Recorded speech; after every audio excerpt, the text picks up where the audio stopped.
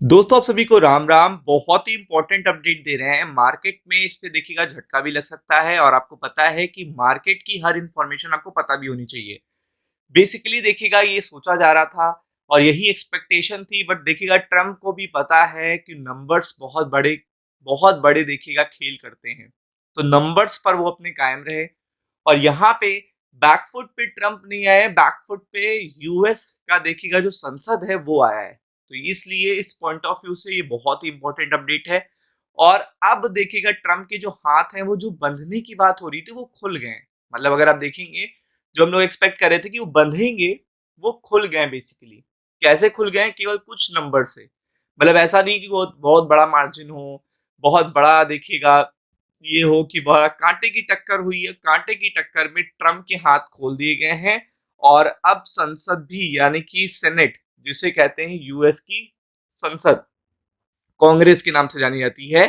तो यहाँ पे वोटिंग हुई आज। रेजोल्यूशन देखिएगा था क्या कि ट्रम्प की पावर को लेकर कि कैसे ट्रम्प मिलिट्री एक्शन स्टार्ट कर सकते हैं without taking the approval of the senate. यानी कि आप बिना संसद की अनुमति के कैसे आप वॉर में जा सकते हो या स्टेट ऑफ वॉर में आप पूरी पर्टिकुलर कंट्री को लेके जा सकते हो और इतनी बड़ी टेंशन क्रिएट कर सकते हो पूरे के पूरे मिडिल ईस्ट में। तो आप देख सकते हो यहाँ पे एक पूरा रेजोल्यूशन था और ये इसका जो इंटेंशन था ऑपोजिशन का कि हॉल्ट करना, मतलब हॉल्ट यानी कि रोकना, ट्रम्प को रोकना कि वो उस तरीके से काम ना कर पाए, इस तरीके से वॉर ना कर पाए, बैकफुट पे लाया जाए उन्हें, बहुत सारी चीजें। तो आप देख सकते हैं वोटिंग हो गई है।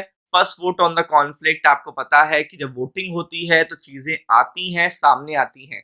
और अगर यहाँ पे ट्रम्प हार जाते तो ट्रम्प को बहुत पीछे हाथ खींचने पड़ जाते, क्योंकि ये संसद का मामला है। सुप्रीम कोर्ट की बात अलग है, संसद की बात अलग होती है। संसद में नंबर्स चलते हैं, नंबर्स में जो जीतता है देखिएगा वही आगे काम कर पाता है। तो आप देख सकते हैं कि यहाँ पे एक्सपेक्टेशन ये थी कि नंबर्स में देखिएगा ट्रम्प बीट हो जाएंगे और फिर ट्रम्प को बैकफुट पे आना पड़ेगा, उन्हें निगोशिएशन करने पड़ेंगे अपोजिशन लीडर के साथ, डेमोक्रेट्स के साथ।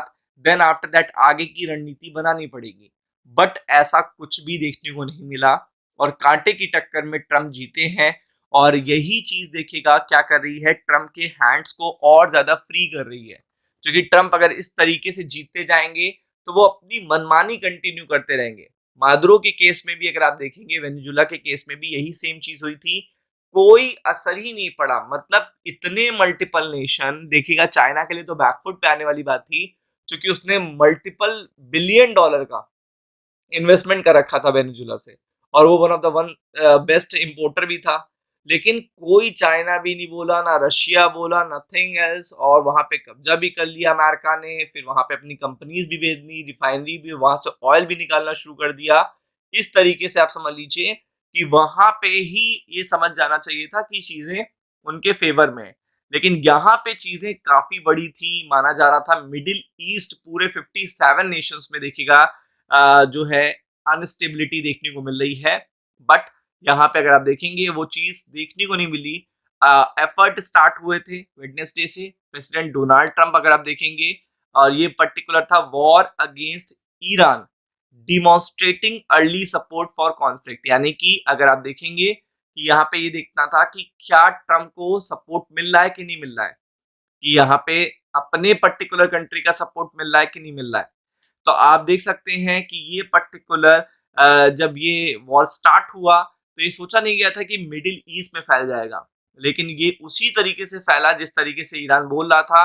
ईरान के सुप्रीम लीडर को देखिएगा मार गिराया गया और यहाँ पे बहुत ही ज्यादा स्ट्रैटेजिकली अगर आप देखेंगे चीजों को किया गया, स्ट्रैटेजिकली किया गया। बट आपको पता है ईरान कुछ भी स्ट्रैटेजिकली नहीं कर रहा है। ईरान को ये है कि टेंशन अगर हुई है हमारी कंट्री में तो हम सबको बैकफुट पे लाएंगे, चाहे वो दुबई हो, चाहे वो यूएई हो, चाहे सऊदी अरब हो, चाहे कतर हो, कुवैत हो, ओमान हो, कोई भी पर्टिकुलर कंट्री नहीं छोड़ेंगे हम। तो वो चीज ये कह रहा है कि अगर हम बैकफुट पे जा रहे हैं 10-15 साल तो सारी कंट्री बैकफुट पे जाए। तो उसका स्ट्रैटेजी अलग चली गई और वो चीज देखिएगा इम्पैक्ट भी कर रही है। स्ट्रेट आउट हॉर्मूज को देखिएगा बंद करना भी देखिएगा 25 1 महीने में इसका इम्पैक्ट बहुत ही बुरा देखने को मिलेगा अगर ये बंद रहता है तो आप देख सकते हैं। तो यहाँ पे वोटिंग हुई थी बेसिकली इस वॉर को रोकने के लिए, वॉर पावर को लेकर। ठीक है, जो कि फेल्ड हो गई है। फिर 47-53 वोट टैली आए हैं। The vote fail mostly along party lines. तो आप देख सकते हैं रिपब्लिकन्स के फेवर में देखिएगा वोट आ गए और ज्यादा आ गए, और यहाँ 6 वोट से देखिएगा डेमोक्रेट्स हार गए, आप ये कह सकते हो, या फिर देखिएगा वो पावर्स हार गई जो रोक सकती थी ट्रम्प को। तो आपको पता है कि ट्रम्प के हैंड्स पूरी तरीके से खुल चुके हैं। अब वो जब तक चाहेंगे तब तक वॉर लड़ेंगे, जो चाहेंगे वो करेंगे, कोई भी उनको नहीं रोक सकता, क्योंकि यूएस की संसद ही उनको रोक नहीं पा रही है। उन्हें पूरा सपोर्ट मिल चुका है इस चीज का, और यही चीज आने वाले दिनों में इम्पैक्ट क्रिएट करेगी डाउन ट्रेंड के लिए, स्टॉक मार्केट के लिए। तो be prepared for it. Ram Ram.